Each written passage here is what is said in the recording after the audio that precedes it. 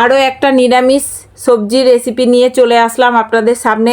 তো দেখুন বন্ধুরা, এই যে আমি সবজিগুলো সব কেটে নিয়েছি। সবজির মধ্যে নিয়েছি ডাঁটা, বেগুন, আলু, কুমড়ো আর গাজর।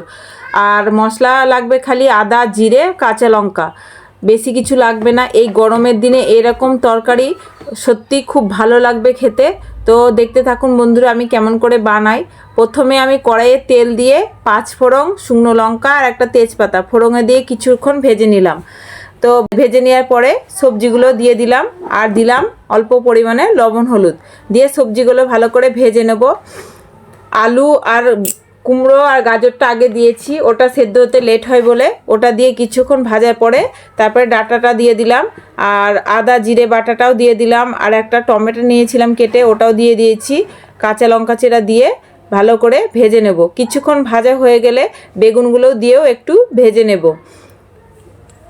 একটু ঢাকা দেব বেগুনগুলো দেওয়ার পরে, কারণ বেগুনগুলো দিয়ে ঢাকা না দিলে বেগুনগুলো ভালো সিদ্ধ হবে না।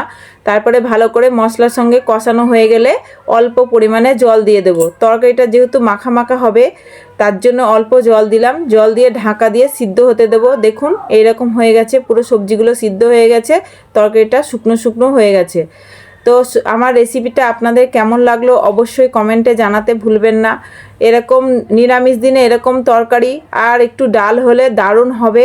তো এই গরমের দিনে যত নিরামিষ হালকা তরকারি খাওয়া যাবে ততই ভালো শরীরের পক্ষে।